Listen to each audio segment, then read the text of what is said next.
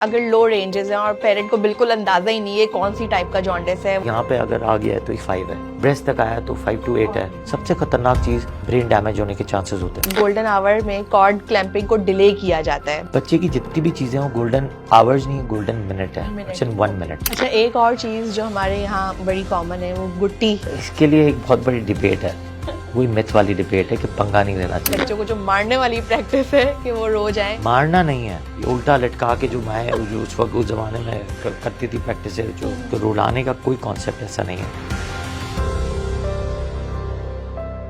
Babies are most vulnerable after birth. They can catch some infections or may face some health issues. और ये बात new parents के लिए काफ़ी overwhelming हो सकती है क्योंकि पेरेंट्स क्लूलेस होते हैं। तो फिर क्या करना चाहिए? राइट इन्फॉर्मेशन से अपने आप को इक्विप करना चाहिए सही वक्त पे।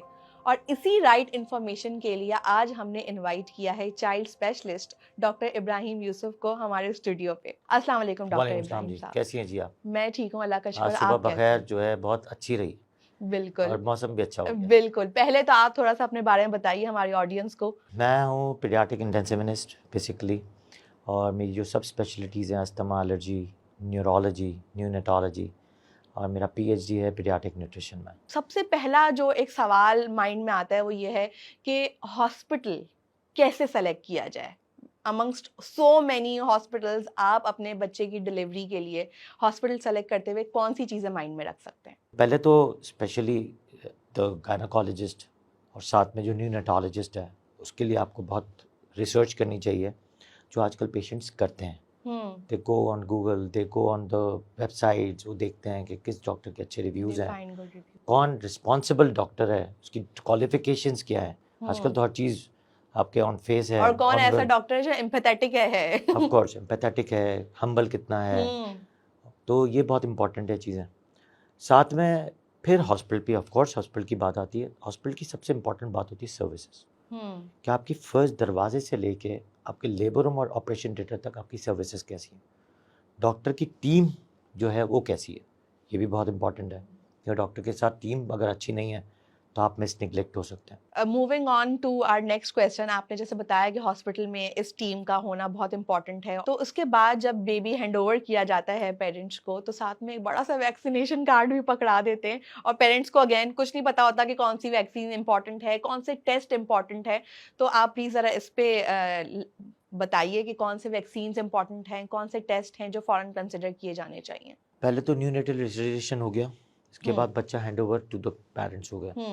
उसके बाद एक अगर न्यूनेटोलॉजी सेक्शन से न्यूनेटोलॉजिस्ट ने अगर नहीं देखा है तो उनको ज़रूर एक अच्छा चेकअप कराना चाहिए, क्योंकि देखिए न्यूनेटोलॉजिस्ट की जो दिमाग है वो स्टाफ का दिमाग नहीं हो सकता। उसमें बहुत सारी चीज़ें देखने की होती हैं टॉप टू बॉटम। आप स्टार्ट करते हैं हेड प्रॉपर चेकअप, आप हेड सर्कमफेरेंस लेते हैं, फिर आप देखते हैं कि इसके यहाँ पे जो फ्रंटली है वो प्रॉपर है कि नहीं है। 2 फ्रंटलीज हैं, एक पोस्टीरियर एक लेटरल है। फिर आइज़ देखते हैं आपके आइज़ की ओपनिंग सही है कि नहीं है, आइज़ की पुतलियाँ सही हैं कि नहीं है। एयर्स चेक करते हैं, नोज़ की चेक करते हैं, फिर माउथ के अंदर उंगली डाल के आप चेक करते हैं कि कोई पैलेट तो नहीं है। ठीक है, फिर आप देखते हैं कोई किसी बच्चे को एक प्री मैच्योर टीथ डेवलप हुआ होता है वो देख लेते हैं। समटाइम म्यूकोसील होता है वो देख लेते हैं। अंदर आप चेक कर लेते हैं सारी चीज़ें। फिर आप आते हैं नीचे की तरफ आते हैं तो आप दोनों निपल चेक करते हैं। फिर आप एब्डोमेन पे आते हैं तो अम्बिलिकल कॉर्ड चेक करते हैं। लड़की है तो वजाइनल एरिया चेक करते हैं, पॉटी की जगह चेक करते हैं, हिस्ट्री लेते हैं कि भाई आपकी जो बच्चा जब 24 घंटे में इसने यूरिन किया है, वो स्टूल किया है कि नहीं किया, मेकोनियम पास किया है कि नहीं किया। स्टूल नहीं कहते उसको, मेकोनियम कहते हैं, क्योंकि वो कुछ 1-2 दिन तक ब्लैक आता है। अच्छा, आफ्टर 48 आवर्स या 72 आवर्स ब्लैक नहीं आना चाहिए। फिर यूरिन आउटपुट इसने 24 to 48 आवर्स में किया है कि नहीं किया। This you have to ask the questions, किसको करेंगी। तो टॉप टू बॉटम एक न्यूनेटोलॉजिस्ट के पास एक चार्ट होता है कि चेक करना है। फिर इसके रिफ्लेक्सेस चेक करता है, सारे माइलस्टोन चेक करता है, माइलस्टोन्स मोरो चेक करता है, सकिंग चेक करता है, पामर ग्रिप्स चेक करता है। फिर आपकी उठा के स्पाइनल कॉर्ड को चेक करता है कि मूव कर रही है नहीं कर रही है, किसके पाँव चेक कर लेता है। तो ये सारे माइलस्टोन चेक करना है। फिर आप पूछते हैं कि फैमिलीज़ की हिस्ट्री में पूछ लेते हैं कि आपके ख़ानदानी शादी तो नहीं हुई भी, कॉन्सेशियस मैरिज है कि नहीं है, कहीं हियरिंग डिफेक्ट तो नहीं है। फिर आप बताते हैं, गाइड करते हैं कि कहीं आपको 3 महीने 6 महीने में हेयरिंग ना मिले तो फौरन आपको दिखाना है, फौरन check आइस को फौरन 3 महीने तक चेक करते रहना है। हम्म, फिर आप आ जाते हैं टेम्परेचर कंट्रोल पे। आप हम्म, बताते हैं कि टेम्परेचर कंट्रोल कैसे करना है माँ और बच्चे का। फिर इस सीजन में जिसमें फ्लू हो रहा होता है, इस Flu पर हो गाइडेंस रहा है, न्यूनेटोलॉजिस्ट दे सकता है कि आपको अवॉइडेंस ऑफ पब्लिक, ये बहुत इंपॉर्टेंट है। अब अवॉइडेंस ही नहीं है, लोग सब हाथ लगा रहे हैं, पता चला दूसरे बिल्कुल। दिन हमारे यहाँ तो दूसरे आपको दिन पता है हॉस्पिटल में ट्रेंड है वो बच्चे को दूसरे आके गोद में लिया जा रहा बिल्कुल, है। और दूसरे दिन पता चलता है बच्चा जो है फ्लू के साथ या नमूनिया के साथ प्रेजेंट हो गया विद इन अ वीक। तो ये एक मसला हो जाता है। कई दफ़ा हमारे क्लिनिक में आ रहे होते हैं, शिकायत ये होती है कि फीड नहीं कर रहे। फीड ना करने की वजह या तो इन्फेक्शन है या फिर पेरिफेरल कोल्ड है, हाथ पांव ठंडे हो गए, क्योंकि ओके, हमारे हाथों की उंगलियां और पाँव जो है वो कंट्रोल करते हैं पूरा बॉडी टेम्परेचर। पूरा बॉडी टेम्परेचर। तो उसको प्रॉपर सी वेरी इंपॉर्टेंट। बहुत इंपॉर्टेंट है, ग्लव्स पहना के रखें, पाँव में ग्लव्स पहना के रखें।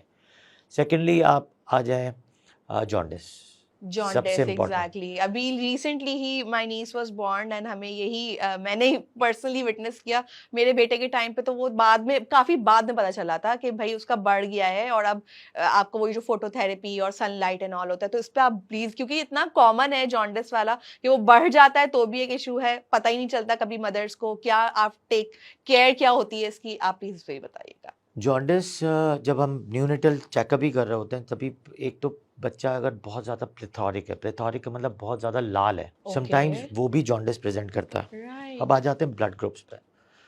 अगर माँ नेगेटिव है और बच्चा पॉजिटिव हो गया तब भी जॉन्डिस हाई जाएगा। अच्छा।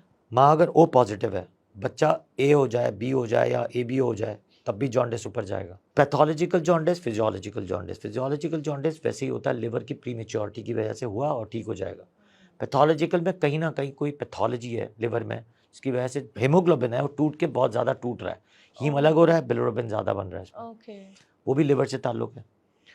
ये तो हो गए जो अर्ली एज में डायग्नोस भी हो जाते हैं, सेटल भी हो जाते हैं। कुछ होते हैं प्रोलॉन्ग में सबसे इंपॉर्टेंट ये होता है, आपको देखना है कि अगर लड़का है तो हमेशा G6PD डेफिशिएंसी देखनी है। लड़की हो लड़का हो, थायराइड जरूर देखना है। हाइपोथायराइड पे जॉन्डिस होता है। हाइपोथायराइड पे बच्चा जब पैदा होता है तो बड़ा वीक क्राई के साथ पैदा होता है, हाई जॉन्डिस के साथ पैदा होता है और कॉन्स्टिपेशन के साथ पैदा होता है। ओके। तीसरी चीज़ हमेशा देखनी है आपको जॉन्डिस के साथ कि अगर बच्चा थायराइड के साथ है और थायराइड हो गया है और जॉन्डिस है, फ़ौरन आपने न्यूनेटोलॉजिस्ट को बता के उसको जो हाइपोथायराइड की मेडिसिन है वो स्टार्ट करनी है। और ये सारी चीजें जो डिटेल्स हैं, ये रेंजेस हैं, फौरन आपका ब्लड टेस्ट होता है उससे पता ऑफ कोर्स चलती है। आप पैदाइश के दूसरे दिन कराते हैं थायराइड या फिर 7 डेज पे कराते हैं, ओके। तो आपके माँ के जो एंजाइम्स होते हैं वो पता चल जाते हैं। तीसरी सबसे इंपॉर्टेंट चीज़ जो हमारे यहाँ होती है वो डिहाइड्रेटेड जॉन्डिस होता है, जिसको कहते हैं मदर फीड जॉन्डिस। ऑलराइट। या तो बच्चा ले नहीं रहा या हाँ, माँ का प्रॉपर फीड आ नहीं रहा। तो इसमें माँ को हम बताते हैं क्वालिटी, क्वांटिटी और फ्लो का तरीका कि कौन कौन सी वजह से बच्चा फीड नहीं ले रहा। तो अगर फॉर एग्जांपल अगर लो रेंजेस हैं और पेरेंट को बिल्कुल अंदाजा ही नहीं है कौन सी टाइप का जॉन्डिस है, वो हॉस्पिटल से डिस्चार्ज हो गए, घर आ गए और थोड़ा थोड़ा थोड़ा येलो येलो फील हो रहा है और फील हो रहा है कि थोड़ा बहुत है, तो what is like course of action for that? क्या फौरन से क्या कर सकते हैं कि उसको डाउन पे ले आए? मेन इंपॉर्टेंट चीज़ है जब आप न्यूनेटोलॉजी के चेकअप पे जाते हैं न्यूनेटोलॉजिस्ट के पास, तो न्यूनेटोलॉजी ज़रूर बताता है कि अगर 3 to 7 डेज में ये आ रहा है तो ये आपको 4 टेस्ट कराने हैं। एक तो CBC कंप्लीट ब्लड काउंट्स, उसमें प्लेटलेट्स देखने होते हैं, हेमोग्लोबिन देखना होता है कि बहुत ज़्यादा प्लेथोरिक तो नहीं है, हेमोग्लोबिन बहुत ज़्यादा तो नहीं है। Second bilirubin, third is thyroid, fourth is blood group. Okay. Blood group क्यों? मैंने आपको बताया कि हाँ, माँ का और ब्लड बेटे ग्रुप का, बच्चे और का। बच्चे का ब्लड ग्रुप। नेगेटिव पॉजिटिव का तो उसी वक्त पता चलता है क्योंकि हम कॉर्ड ब्लड सेव करते हैं, उसी से पता चलता है। माँ को फिर RHD जो फैक्टर्स हैं वो भी लगाने पड़ते हैं, तो ये सारा फैक्टर है। साथ में जब जॉन्डिस, वैसे ही अगर नॉर्मली हम एक पेरेंट्स को वैसे सिखा देते हैं कि टेस्ट के पहले अगर कुछ चेक करना हो तो जैसे यहाँ पे अगर आ गया है तो ये 5 है, ब्रेस्ट तक आया तो 5 to 8 है, या पेट पे आया तो 8 to 10 15 तक है, फिर 15 to 20 यहाँ के रेंज है, फिर पाम तक अगर आ गया, नीचे फुट तक पाम तक आ गया तो 25 तक पहुँच गया। तो ये अब फिर बच्चा बहुत लेथार्जिक हो जाता है, सुस्त हो जाता है, फीड नहीं लेता, फिट्स पड़ने के चांसेस होते हैं। सबसे खतरनाक चीज़, अगर 20 से ऊपर चला गया है और अगर उसको सीरियस नहीं लिया तो ब्रेन डैमेज होने के चांसेस होते हैं। सेरेब्रल पैल्सी उसी में ही सबसे ज़्यादा होती है। अच्छा, सही। सो या that needs immediate action in that scenario, jaundice को right? कभी हल्का नहीं लेना चाहिए। हमारे मुल्क में सबसे ज़्यादा हल्का लिया जाता है उसमें लोग सबसे ज़्यादा जो है वो कहते हैं कि हम घर पे ट्रीटमेंट कर लेंगे, हाँ झड़वा लेंगे। झड़वा ले तो लेकिन ये कॉन्सेप्ट कुछ भी नहीं है। It's all myths and misperceptions. Treatment is treatment. Sometimes बच्चों को एडमिट करना पड़ता है फोटोथेरेपीज़ के लिए, डिपेंड करता है उसकी रेंजेस क्या हैं। समटाइम्स अगर बच्चा 15 की रेंज में आया है या 13 की रेंज में आया है और बच्चा वीक क्राई के साथ नहीं है, एक्टिव है, तो आप सिंगल फोटोथेरेपी राइट रूम में भी दे सकते हैं विद IV फ्लूइड्स, और आप उसको 1-2 दिन में ठीक कर सकते हैं। अगर समटाइम्स बहुत ज़्यादा प्रॉब्लम है, 22 के साथ आया, 25 के साथ आया, तो ब्लड एक्सचेंज इस पॉसिबिलिटी के बने। थर्डली आपका आता है डबल फोटोथेरेपी, ट्रिपल फोटोथेरेपीज़। ये या तो कभी कभी अगर बहुत ज़्यादा होता है तो हम कहते हैं निक्यूज़, जो न्यूनेटल इंटेंसिव केयर्स है, उसमें एडमिट करा के प्रॉपर तरीके से इसको प्रॉपर करें, क्योंकि उसमें बीच में अगर खुदा ना खासा फिट्स पड़ते हैं तो उसको मैनेज करना बहुत मुश्किल होता है। अच्छा, ये जो फोटोथेरेपी की आपने बात की, लाइट की बात की कि हम कॉट पे लगा दें, एक जो चीज़ सुनने में आ रही थी कि धूप में बिठा दें बच्चे को, लेके बैठ जाएं, तो ये क्या कॉन्सेप्ट है? धूप how beneficial it? Obviously sunlight के बेनिफिट्स तो हमें पता है, बट जॉन्डिस से पर्टिकुलर रिलेटेड क्या? देखिए, अगर साइंस में देखा जाए तो is no use. Okay science सिर्फ धूप के लिए एक ही तरीके से काम करती है, that is only to convert vitamin D, okay और कुछ नहीं। ऑलराइट वो भी जब 11 to 1, जब 290 नैनोमीटर्स से 360 नैनोमीटर्स तक रेज जाती हैं, तब आपकी बॉडी में वो सनलाइट काम करती है, वो रेज काम करते हैं। लोग कहते हैं सुबह 6 बजे की धूप दे दें, 8 बजे की धूप दे दें, इट्स नो यूज़। ओके अगर धूप देनी भी है, क्योंकि अल्लाह ताला ने सन रेज कुदरत बनाया है। है, 7 रेज हैं, 7 रेनबोज हैं, तो कुछ ना कुछ तो ज़रूर काम करता होगा, इसलिए पुराने वक्त के लोगों ने काम किया। साइंस डजंट टेल दिस, सिर्फ ये मिथ्स हैं कि काम करती हैं, या समटाइम्स नॉट वर्क। समटाइम्स धूप में रखते रखते भी जॉन्डिस कहाँ पहुंच जाता है। That was also very insightful, और बहुत कुछ जॉन्डिस के बारे में पता चल गया जो पहले मुझे भी पता नहीं था। Coming to our next question, जो बेली बटन पे क्लिप अटैच्ड होता है न्यूबॉर्न बेबीज का, उसका क्या मकसद होता है? उसे कैसे रिमूव किया जाता है? क्या उससे भी कोई कॉम्प्लिकेशन हो सकती है? बेसिकली जो अम्बिलिकल कॉर्ड होती है वो कहाँ लगी हुई होती है? वो माँ की प्लेसेंटा में अंदर अटैच्ड होती है, जिससे न्यूट्रिशन सारा जाता है बच्चे के अंदर। वो जब पैदा होता है तो उसको कट कर दिया जाता है, वहीं सप्लाई क्लोज हो जाती है। माँ का वहाँ से काट देते हैं, बच्चे का यहाँ से काट के उसको ख़त्म कर देते हैं, लेकिन वो ब्लीड कर सकता है। उसका बड़ा एक फ़ायदा भी है। वो फ़ायदा ये है कि जब हमें यूवी लाइन पास करनी होती है, जॉन्डिस की, जो मैंने आपको जॉन्डिस की बात पे आ जाऊँ, कुछ जॉन्डिस उसको डैमेज भी नहीं करना होता, उसको बड़ा ख्याल से बंद करना होता है, क्योंकि उसी से ही बाद में अगर फ़र्ज़ करें कि अगर हमें ब्लड एक्सचेंज करना है, तो हमारे पास यूवी लाइन ही है जिससे हम ब्लड एक्सचेंज करते हैं। वहाँ पे 2 यूवी हैं और 1 आर्टरी है, तो उसका ध्यान रखना होता है, क्योंकि वो ब्लीड बहुत जल्दी करता है। तो उसको कॉट को क्लैंप करना बहुत अच्छा है, बहुत अच्छा होना चाहिए और अच्छे क्लैंप्स होने चाहिए। फिर उससे ही इन्फेक्शन होने के चांसेस होते हैं सबसे ज़्यादा। उसको क्लीन बहुत करना है डेली बेसिस पे अल्कोहलिक स्वैब से। ओके समटाइम्स उसमें अगर कोई पस आ रहा है या अम्बिलिकल ग्रैनुलोमा हो रहा है या कुछ हो रहा है, तो जेल्स आती हैं कुछ, वो आपको जेल इस्तेमाल करनी है, बट हाइजीन मेंटेन करना वहाँ ज़रूरी है, क्योंकि वहाँ पे 2 वेन्स और 1 आर्टरी है, जिसको क्लीन हाइजीन को रखना बहुत ज़रूरी है। अच्छा, एक और चीज़ मैं पढ़ रही थी कि कॉर्ड, जो गोल्डन आवर में कॉर्ड क्लैंपिंग को डिले किया जाता है बच्चे की पैदाइश पे, तो is it a right practice again? बच्चे की जितनी भी चीज़ें हैं, गोल्डन आवर्स नहीं, गोल्डन मिनट है। It's in 1 minute, 60 seconds.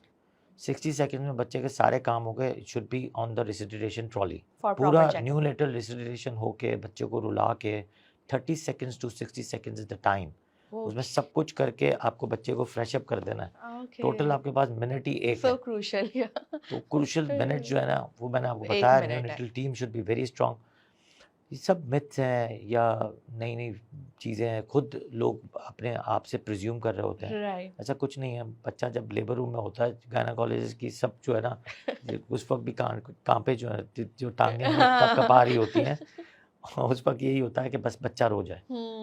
तो उस वक्त cry is very important, either to think of it कि वो कैंप लेट करना है, जल्दी करना है, या मतलब जो भी XYZ, बच्चे को रुलाना है सबसे बच्चे पहले। को रुलाना इज़ वेरी इंपॉर्टेंट, क्योंकि दैट इज़ अ थीम के वो जो मिनट है वो टॉप प्रायोरिटी है, दैट्स इट। ये जो आपने एक बात की है, बच्चे को रुलाना इज वेरी इंपॉर्टेंट, बट आपने ये भी कहा कि बच्चों को जो मारने वाली प्रैक्टिस है कि वो रो जाएं, तो अगर मारते नहीं हैं और बच्चा नहीं रो रहा, तो व्हाट इज, ये मुझे क्यूरियोसिटी हो रही है इसलिए मैं पूछ रही हूँ। देखिए, न्यूनेटल रिसिडिरेशन में 2-3 चीज़ें हैं। अबगार है, बेसिकली अबगार को चेक करते हैं, अपीयरेंस है, रेस्पिरेटरी है, ग्रिम्स है, रेस्पिरेशन है, और सेंसिटिविटी है।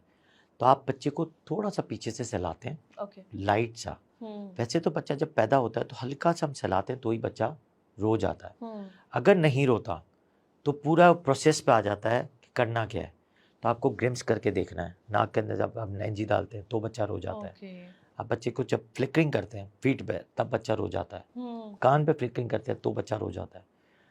मारना नहीं है, ये उल्टा लटका के जो माएँ जो उस वक्त उस ज़माने में करती थी प्रैक्टिस, जो मैंने भी वीडियोस देखी है, मैं तो उस ज़माने में था नहीं, लेकिन जब से हमने न्यू रिसर्चिएशन पे गए हैं तो रुलाने का कोई कॉन्सेप्ट ऐसा नहीं है। बच्चा रोता ही है। जो बच्चा नहीं रोता with in this minute seconds की बात करते हैं आप, तो उसको आप एम्बोट टेक्निक पे, ग्रिम्स टेक्निक पे, उसी पे ही लेके जाते हैं उसको। आपको उस वक्त ही उस सेकंड्स में ही आपको उसको पूरा मैनेज करना है। ओके डॉक्टर साहब, एक जो चीज़ बच्चों में कभी कभी देखने को मिली है वो है सॉलन ब्रेस्ट होते हैं कुछ बच्चों के, और अगेन वही एक्सपेरिमेंटल बच्चे हो जाते हैं, वो मसाज जो मालिश वालियों के हाथ के, और फिर उनके साथ बेचारों के साथ जुल्म हो जाता है। तो इसके बारे में आप कुछ बताएं कि ये क्यों होता है और उसको कैसे ट्रीट करना चाहिए instead of just doing the massage and doing the wrong techniques. Basically होता क्या है कि कुछ जब माएँ बच्चा पैदा करती हैं तो उनके ईस्ट्रोजन और प्रोजेस्टेरोन जो है वो निकल रहे होते हैं। स्पेशली लड़कियों के थोड़े से ब्रेस्ट थोड़े से बाहर होते हैं, उसमें लोग समझते हैं जैसे विच मिल्क, अच्छा, मतलब ऐसे ही। तो हम कभी कभी कहते हैं कि इसको तो कभी नहीं छूना, हाँ, क्योंकि इससे इन्फेक्शन होने के चांसेस होते हैं। राइट। उसको कोई छेड़ने की ज़रूरत नहीं है, ना उसमें से दूध निकालने की ज़रूरत है, वो खुद ब खुद ठीक हो जाएगा। खुद ब खुद स्वेलिंग इसकी ख़त्म हो जाएगी, खुद ब खुद जब ये प्रोजेस्टेरोन ईस्ट्रोजन ख़त्म हो जाएगा। इसी तरह यही प्रोजेस्टेरोन ईस्ट्रोजन की वजह से लड़कियां जब होती हैं तो उनको 7 डेज़ के अंदर अंदर वाइट ब्लीडिंग भी होती है या रेड ब्लीडिंग भी होती है। जो नौमौलूद बच्चियाँ हैं छोटी, 1 दिन से लेकर 7 दिन की, वो भी उसी वजह से होती हैं। उसमें भी लोग बहुत परेशान हो जाते हैं कि ये अचानक जो है रेड ब्लड कहाँ से आ गया, या वाइट म्यूकस क्यों बहुत ज़्यादा आ रहा है, जो लड़की है। तो उसमें भी यही है कि most of the time it's an reflux of the hormones, and it gets okay with the time. It's okay with the breast and the vaginal discharge. और वो खुद ब खुद ठीक वो खुद ब खुद ठीक हो जाता है, उस पर कुछ करने की जरूरत नहीं है। But of course get an opinion. मुझे ये बताएं कि निमोनिया और कफ जो बच्चों को स्टार्ट होती हैं, चेस्ट कंजेशन, क्योंकि डिपेंड करता है कि बच्चा किस सीजन में बॉर्न हुआ है, लेकिन निमोनिया एक ऐसी चीज़ है जो बहुत कॉमनली देखी गई है और वो बहुत एस्केलेट भी बड़ा जल्दी करता है। तो ये इसमें क्या जो है पेरेंट्स कंसिडरेशन में ले सकते हैं, कौन से सिम्टम्स हैं और क्या अगेन कॉल टू एक्शन क्या होना चाहिए पेरेंट्स का? आजकल these days since November till now, this is the upper season. respiratory tract infections, bronchiolitis, bronchitis, croup, pneumonias, viral pneumonias, bacterial pneumonias, all in the town. मेरी भी आवाज़ सुन रही होंगी इस टाउन। मैं इस सीज़न में, कोविड के पूरे सीज़न में सिर्फ कोविड हुआ, कुछ बीमार नहीं हुआ। इस पूरे सीज़न में 2 दफ़ा बीमार हो चुका हूँ, क्योंकि all over the town it's an serious किस्म का इन्फेक्शन। और जब वो चीज़ बच्चों को होती है तो फिर वो और ज़्यादा न्यू बॉर्न से लेके अडल्ट तक, एडोलेसेंस तक ये सारी चीज़ें होती हैं। इवन तो अडल्ट को भी बहुत सारा ये कंजेशन हो रहा है आजकल। तो न्यूनेटोलॉजी में जो कंजेशन होता है इट्स वेरी डेंजरस। समटाइम्स एक बच्चे आते हैं जिसको चोकिंग हो रही होती है due to because of mucus. इसमें हम कहते हैं न्यूबलाइज कराओ। अब तो पहले एक ज़माने में जब मैंने नया प्रैक्टिस करता था, तो जब मैं सिंगापुर से ट्रेनिंग लेके आया इंटेंसिव केयर की, तो 15 साल पहले की बात बता रहा हूँ, न्यूबलाइज किसी को बोलो ना तो कहते थे पागल डॉक्टर है, भाग जाते थे। अब तो घर घर में, अब तो एवरीबडी थिंक ऑफ इट। कुछ मेरे पेशेंट्स बहुत पढ़े लिखे अच्छे हैं, उनको मैं समझा देता हूँ कि सक्शन करने से चीज़ें बेहतर हो जाएंगी, वो समझ गए। समटाइम्स वी यूज़ स्टेरॉइड्स, तो उस पर सवाल कम हो गए। समटाइम्स वी यूज़ एंटीवायरल्स, उस पर सवाल कम हो गए। एंटीबायोटिक खुद ले लेते, ये हमारे यहाँ का ट्रेंड है। लेकिन जो डॉक्टर लिख के देता है, I need to hide my face, तो एंटीबायोटिक, ये चीज़ें में इंसान भाग रहा होता है, एंटीबायोटिक तो जाके उठाता है, वो मैट्रिक पास जो फार्मासिस्ट होता है उससे ही उठा लेता है। बट इस चीज़ को हाईलाइट करना ज़रूरी है कि समटाइम्स जब बच्चा चोक कर रहा होता है, बहुत ज़्यादा रेस्पिरेटरी डिस्ट्रेस होता है, नमूनिया की शक्ल इख्तियार करता है, every time go to a proper paediatric consultant और न्यूनेटोलॉजिस्ट जो आपको प्रॉपर एग्जामिन करें। Don't go for general physicians. General physicians को इसका कोई एक्सपीरियंस नहीं है, वो काम ख़राब कर देते हैं, क्योंकि और ये ऐसी चीज़ है जिसमें इमीडिएट ट्रीटमेंट बहुत ज़रूरी है। They know how to treat adults, they don't know how to treat pediatrics or neonatology. Neonatologist का काम ये होता है कि जब अगर बच्चा यहाँ चोक कर रहा है, या तो एडमिशन पे बनेगा, देखिए अगर सांस की रफ्तार यहाँ से तेज़ हो रही है, या ये पस्तियाँ चल रही हैं, या यहाँ ज़्यादा हो रहा है, बच्चा एग्जॉस्ट हो रहा है, नेज़ल फ्लेयरिंग हो रही है, तो या तो ये एडमिशन हो, या फिर इमरजेंसी में भी अगर काम करा रहे हैं, सक्शन को हाईलाइट करना वेरी इंपॉर्टेंट। एक ट्यूब होती है जिससे हम डाल के वो आप जो प्लग है वो निकाल देते हैं। मैं लोगों को समझाता भी हूँ कि हम क्यों करते हैं। अगर मुझे और आपको अगर बलगम फंसता है, चाहे छोटा सा पॉइंट भी हो, हमें इतनी मुश्किल हम आती पूरा है, बलगम जब तक निकालते नहीं है सुकून भी नहीं आता। सुकून नहीं आता। बलगम के अलग अलग इसके वो हैं वेरियस टाइप्स हैं। टाइप्स हैं। एक है वाइट कलर का, एक है ग्रीन हो जाता है, वो च्युइंगम बन जाता है, एक पत्थर की तरह होता है, एक बिल्कुल ही हार्ड रॉक बन जाता है। तो अलग अलग किस्म के और वो बलगम बच्चे है। के साथ बच्चे के जब यहाँ आके फंसता है तो वी नीड अ सक्शंस, और सक्शन ही ट्रीटमेंट है। Proper nebulization with oxygen, proper सक्शंस।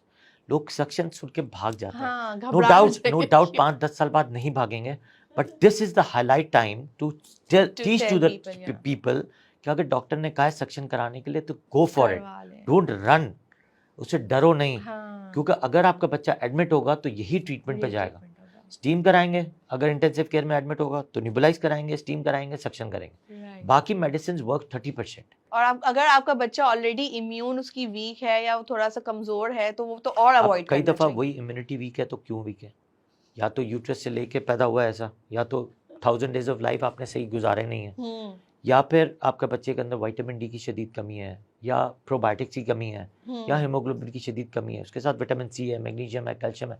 ये सारे अगर माइक्रोन्यूट्रिएंट भी कम होंगे तो नो डाउट आपका बच्चा इम्यूनिटी वीक से साथ पैदा भी होगा और बार बार बीमार भी होगा। अच्छा डॉक्टर साहब, जो आपने ये 1000 डेज ऑफ लाइफ की बात की, मैंने ये पहली बार सुना है, so I would like a little more brief on this कि कौन किसके 1000 दिन। 1000 days of life is micro and macronutrient deficiencies of a mother. Alright. 1000 days का मतलब होता है माँ की एक दिन की प्रेगनेंसी से लेके 2 साल तक का बच्चा जब तक बड़ा नहीं होता, वो माँ के दूध पे ही होता है, क्योंकि एक तो सुन्नत है, तो माँ के दूध पे ही रखना होता है। लेकिन हम किस किस की बात करते हैं, एक तो जब एक दिन का बच्चा माँ के पेट में है तो 2 लोग हुए, माँ और बच्चा। फिर जब बच्चा बाहर आया 9 महीने पे, तो फिर बच्चा जो बाहर आया, माँ, और नेक्स्ट यूट्रस की प्रिपरेशन, कि यूट्रस इतनी स्ट्रांग हो कि आगे अगर बच्चा गैप के साथ 4 साल बाद पैदा होता है तो should be very healthy, NICU care से बच जाए और अच्छा हेल्दी बच्चा पैदा हो।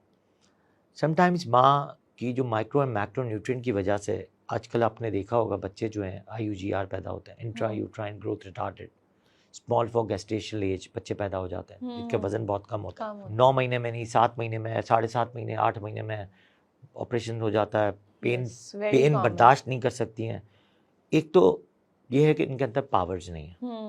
पुराने वक्तों की जो औरतें थी, पावर्स बहुत है। Of course nutrition is very important, क्योंकि मैं खुद न्यूट्रिशनिस्ट हूँ, तो मुझे इसका एहसास भी है कि न्यूट्रिशन की वजह से, लैक ऑफ न्यूट्रिशन की वजह से, समटाइम्स बच्चा जब पैदा होता है, लैक ऑफ न्यूट्रिशन की वजह से आपको सेरेब्रल पैल्सी की तरफ मिल रहा होता है, आपको लगता है कि सेरेब्रल पैल्सी है या माइलस्टोन्स डिलेड है, लेकिन होता कुछ भी नहीं है, वो नॉर्मल होता है। सिर्फ आप एक जंप अच्छा सा विटामिन का देते हैं और बच्चा सही ग्रो होना शुरू हो जाता है।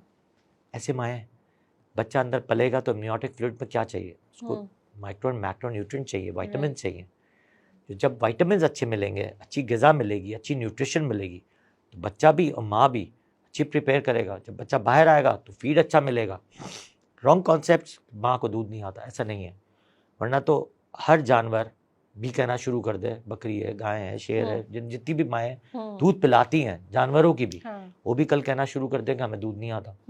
This is a misperception, misconception because of lack of nutrition. Junk food पे हमारा बहुत सारा मदार हो गया। अब पेरेंट्स भी ऐसे ही हों, बच्चे भी ऐसे ही हों, तो आपको न्यूट्रिशन डेफिशिएंसीज आ जाती है। तो we are doing a best कि हम ये जो 1000 डेज ऑफ लाइफ हमने बहुत पहुँचाया लोगों तक, हमने जनरल फिजिशियंस को सिखाया, पेरेंट्स को गाइड किया, छोटी छोटी माओं तक ये बात पहुँचाई।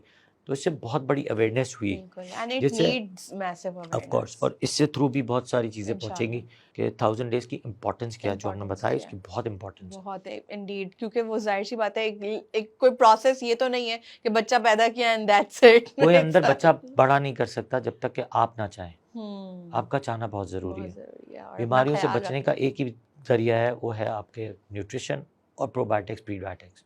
अब लोग दही खाते नहीं हैं, दही आप देखें प्रीबायोटिक्स प्रोबायोटिक्स का सबसे बड़ा जरिया है। अब योगर्ट रोज़ खाना चाहिए, लोग भाग जाते हैं। रोज़ केला खाना चाहिए, उसमें हाई पोटाशियम हाई न्यूट्रिएंट्स हैं। रोज़ चिया We सीड्स have लेने simple चाहिए, solutions yet we go रोज़ चिया सीड्स लेने चाहिए। हम लेते ही नहीं, हमें पता ही नहीं है चिया सीड्स में कितने मिनरल्स हैं, भर भर के मिनरल्स हैं। हम पपीते से भाग जाते हैं, पपीते में लाइन से देखें तो मिनरल्स ही मिनरल्स हैं। हम कॉर्न से भाग जाते हैं, कॉर्न में मिनरल्स ही मिनरल्स हैं। तो बहुत सारी ऐसी चीज़ें जो हम भाग जाते हैं, लेते नहीं हैं, और पर वो उन्हीं में ही चीज़ें eventually it मिलती हैं। leads to such तो problems. न्यूट्रिशनिस्ट भी एक बहुत इंपॉर्टेंट रोल अदा करता है इन चीज़ों को ग्रो अप करने में। जो 1000 डेज पे आपने इतनी हमें इंसाइट दी, एक चीज़ जो हमने कॉमनली देखी है, डिबेट जिस पे आप कह रहे हैं कि पंगा नहीं लेना चाहिए, मैंने ये देखा है कि यहाँ पे होती है बीच में किसी किसी फैमिलीज में लड़ाइयाँ बच्चे को पानी देने पे, कि बच्चे को पानी दे देना चाहिए, कोई इशू नहीं है, या बच्चे का खाना पीना या वीनिंग पीरियड जो है वो स्टार्ट कर देना चाहिए 4th मंथ से ही, फीडिंग पीरियड के भाई आप कुछ ना कुछ खिलाना शुरू करें। तो आज आप थोड़ा सा इस पे गाइड कर दें कि what is the right month to start this feeding, और पानी का क्या सीन है, देना चाहिए कि नहीं देना चाहिए? पहले तो बिनेश आप बताएं, हमारी बॉडी में पानी कितना है? 3/4 हिस्सा। या दुनिया में पानी कितना? या 3/4 हिस्सा। हाँ 3/4। माँ के दूध में पानी कितना होगा? 3/4 हिस्सा। 1/4 हिस्सा ही न्यूट्रिशन होगा, बाकी पानी होगा। तो पानी की रिक्वायरमेंट तो आप पूरी वैसे ही कर रहे हैं। अगर फर्ज करें इत्तेफाक से माँ के दूध पे नहीं, बच्चा टॉप फीड पे, पाउडर कितना मिलाती है? 2 चम्मच। ज़्यादा पानी होता है उसमें। ज़्यादा पानी होता है, तो पानी तो वैसे ही दे रही है। तो अलग से पानी इसलिए नहीं देते हैं कि अगर बच्चा पानी से पेट भर लेगा तो फीड पे नहीं आएगा। फीड पे नहीं तो ये एक कॉन्सेप्ट हम साइंस में, रॉन्ग कॉन्सेप्ट वहाँ पे। Right. ये तो हो गई पानी की बात। सही है। तो 4 महीने Same पे यही आप खाता मैं, नहीं देना। तो 4 महीने पे आप पानी स्टार्ट कर सकती हैं, बट विथ सीइंग दैट कि फीड कितना ले रहा है। फीड कितना है? फीड की इंपॉर्टेंस ज़्यादा है, yes. क्योंकि बच्चा न्यूट्रिशन पूरी ले रहा है फीड से, पानी भी उसी से ले रहा है। आ जाए खाने पे, खाना 4 महीने पे क्यों नहीं स्टार्ट करना चाहिए? मैंने आपको पहले ही शुरू में एक न्यूनेटोलॉजी का प्रोटोकॉल बताया कि बच्चा जब न्यूनेटोलॉजिस्ट के पास जाता है तो माइलस्टोन चेक करते हैं। माइलस्टोन ये होता है कि वक्तन वक्तन चीज़ें, मैंने आपको बताया कि यहाँ पे हम चेक करते हैं सकिंग रिफ्लक्स, मोरो रिफ्लक्स चेक करते हैं। इसी तरह सकिंग हैबिट भी जिस तरह आती है फर्स्ट डे ऑफ लाइफ पे आ जाती है, ऐसी चूइंग हैबिट आती है 6 मंथ्स पे। तो समटाइम्स बच्चा जब 4th मंथ पे आप खाना देते हैं तो इनहेल कर लेता है। तो समटाइम्स हम बहुत दफ़ा ये मना करते हैं कि आपको चूइंग हैबिट डेवलप ही नहीं हुई है, चूइंग हैबिट डेवलप ही नहीं हुई है, उसको पता ही नहीं है चूइंग होती क्या है। तो आप 4 महीने पे देख के नुकसान करेंगे, फ़ायदा नहीं देंगे। समटाइम्स हैवी डाइट देने से या कुछ चीज़ ऐसी देने से वो आपके डाइट जो है वो जीआई सिस्टम को ख़राब कर देता है। तो आप जहाँ अच्छा कर रहे होते हैं वहीं बुरा हो जाता है। 6 मंथ्स तक complete breast feed is allowed it from UNICEF, WHO, Pakistan paediatric association की एक ही रूल ऑफ थंब है। उसके मैंने बता दिया कि क्यों नहीं देना। सब depends on milestones. Thank you, ये एक आपने जो कॉन्सेप्ट हमारा क्लियर किया है। दूसरा मैं एक इसके साथ ही हेल्प कर दूं कि अगर 6 मंथ पर आप जब डाइट शुरू करते हैं तो आपको 85% match diet, do not processed. अब कुछ माएँ बड़ी फिनिकी होती हैं कि हमने तो दूध ही पिलाया, हम इसको हर चीज़ को प्रोसेस करके पिलाएंगे, खिलाएंगे नहीं, तो चूइंग हैबिट आएगी नहीं।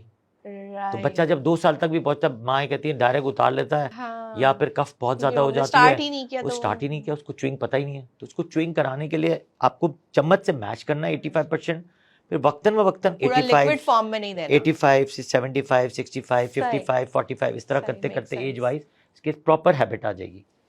सेकेंडली, जितना वेट इतने आउंसेस के हिसाब से आपको स्पून बना के खिलाना है इसको। तो 85% मैच, जितना वेट इतने आउंसेस इन केजी इन आउंसेस, केजी में वेट और आंसर्स में food. That's a very big information कि आप जब देंगे ही नहीं तो वो डेवलप नहीं होगी, और डेवलप कराने के लिए सही तरीका भी आपने बताया।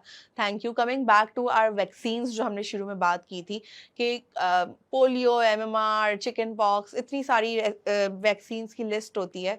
स्पेशली पोलियो जो है वो 5 ईयर्स तक कंटिन्यू होता है, तो इस पर थोड़ी सी आप इंसाइट दे दें कि कौन सी इंपॉर्टेंट है और फर्स्ट प्रायोरिटी देनी चाहिए। और पोलियो की जो टीम्स हमारे घर पे आ रही होती हैं, अक्सर मैंने भी देखा अपनी कम्युनिटी पे कंसर्न आ रहा होता है, क्रेडिबिलिटी इश्यूज, कि हम कैसे रिलाय कर लें कि ये लेजिट ऑथेंटिक टीम है और हम दे दें अपने बच्चे को। ऑब्वियसली पेरेंट्स आर कंसर्न कि ड्रॉप ही सही, लेकिन जा तो हमारे बच्चे के पेट में रहा है। हाँ, ऑफ कोर्स। देखिए, वैक्सीन्स की इम्पोर्टेंस इतनी है कि दुनिया में सारी बीमारियां ख़त्म हो गई। मोस्ट ऑफ द टाइम जितनी भी बीमारियां थी उन्होंने फिनिश की, इवन दो कि हमारे इर्द गिर्द के मुल्कों ने भी ख़त्म किए। पाकिस्तान, अफगानिस्तान, नाइजीरिया रह गया था, उसमें भी सिर्फ पाकिस्तान में इस साल 13 केसेस आए हैं पोलियो के। ओके। बाकी किसी मुल्क में नहीं आए। पूरे पाकिस्तान में इतना काम हो रहा है पोलियो के लिए, बट नोबडी केयर्स। हमारे जो नॉर्दर्न रीजन्स हैं, अभी भी पोलियो वहाँ पे सबसे ज़्यादा केसेस आते हैं। 13 केसेस से 1300 केसेस बनने के चांसेस हो जाते हैं। तो of course you have to take care of your kids. अब जब टीम आती है उनकी इज़्ज़त करें, उतनी मुश्किल से आ रहे होते हैं, इतना पैसा लग रहा है गवर्नमेंट ऑफ पाकिस्तान का, बाहर की कंपनीज पैसा लगा रही हैं। लोगों का मिसकंसेप्शन जो भी है वो गलत कॉन्सेप्ट है। जो भी कॉन्सेप्ट है, एक कॉन्सेप्ट वैसे ही लोगों का है कि वैक्सीन से नुकसान होता है। वैक्सीन से नुकसान होता तो बाहर के जितने भी लोग हैं वेस्टर्न मुल्क में, उन्होंने बीमारियां सारी ख़त्म की हैं, अभी तक हमने ख़त्म नहीं कर सके। अभी भी हमारे यहाँ मीज़ल्स का आउटब्रेक हो जाता है, चिकन पॉक्स का आउटब्रेक हो जाता है, टाइफॉइड आउटब्रेक हो जाता है, हेपेटाइटिस ए आउटब्रेक हो जाता है, फ्लू शॉट्स हम नहीं लगाते हैं, उसका आउटब्रेक हो जाता है। क्यों? अनएजुकेशन। अगर हम पढ़े लिखे हैं तो पढ़े लिखे जाहिल हैं, अगर हम अनपढ़ हैं तो भी हम जाहिल हैं। तो बहुत सारे फैक्टर्स हमारे अंदर, बहुत सारे इश्यूज़ ये हैं कि हम उस चीज़ को समझना नहीं चाहते, उसकी इम्पोर्टेंस नहीं समझना चाहते। अगर 10 लोग लगा रहे हैं, एक नहीं लगा रहा, एक से अगर कोई बीमारी फैलेगी तो एपिडेमिक करा देगी। अगर आपने वैक्सीन लगा भी लिया है तो आपका बच्चा उस सीरियस मर्ज में चला जाएगा, उस जो बंदा है जिसकी वैक्सीन नहीं लगाई है, क्योंकि वैक्सीन आपको प्रोटेक्ट करता है 65%, बट आप उस एरिया में चले जाएंगे तो आप इन्फेक्टेड हो जाएंगे। उसकी इम्पोर्टेंस है। तो वैक्सीन लोगों को लगाना चाहिए, उसकी इम्पोर्टेंस है, उसको समझना चाहिए कि इसकी इम्पोर्टेंस क्या है और किस बीमारी के लिए हम लगा रहे हैं। एक आखिरी सवाल, जो बॉयज़ की बर्थ पे सर्कमसिशन का प्रोसीजर होता है, उसका क्या सही टाइम है, क्या कंसिडर करनी चाहिए चीज़ें जब आप किसी के पास लेके जा रहे हो उस प्रोसेस के लिए, इस पर थोड़ा सा आप हाईलाइट करते हैं। हाँ, बड़ा अच्छा टॉपिक है स्पेशली मेरे लिए, क्योंकि अभी तक मेरे पास रिकॉर्ड जो मौजूद है मेरे, वो कुछ 8500 सर्कम तो मैं कर चुका। Okay. In between 15 years of life में मेरी जो पीडियाट्रिक की लाइफ है, 8500 तो मेरे पास लिस्टेड है। तो है।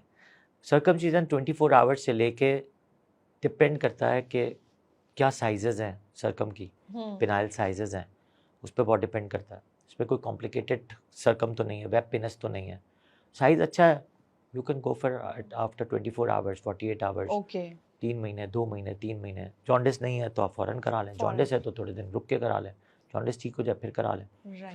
तो गो टू अ गुड जो माहिर हो इसमें। तो और उसका बहुत इंपॉर्टेंट होता है उसकी जिसकी रिपोर्टेशन अच्छी हो, जवाब देने वाले लोग हों, क्योंकि देखें इसमें पेन और किराए तो रहता है, साथ में ब्लीड होने के चांसेस भी होते हैं।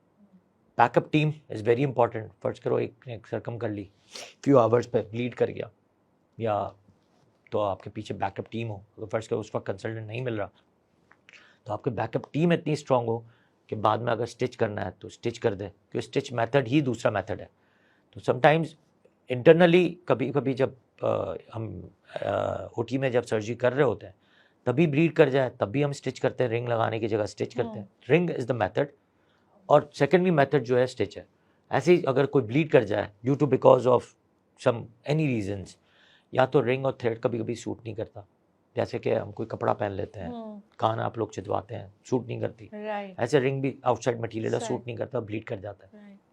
वही रॉन्ग कॉन्सेप्ट किसी का होता है, उस पर शाउट करना शुरू कर देते हैं। वही pre counselling is very important, कि वही जो अच्छा अक्लमंद आदमी हो, डॉक्टर कंसल्टेंट होगा, उससे पहले knows how to pre talk to you. Counselling करेगा, उसके बाद वो सरकम करेगा, तो सही। फिर वो शाउटिंग भी नहीं होती और लड़ाई झगड़े भी नहीं Mentally होते। prepared होते हैं मेंटली both the प्रिपेयर करना parties. बहुत ज़रूरी है।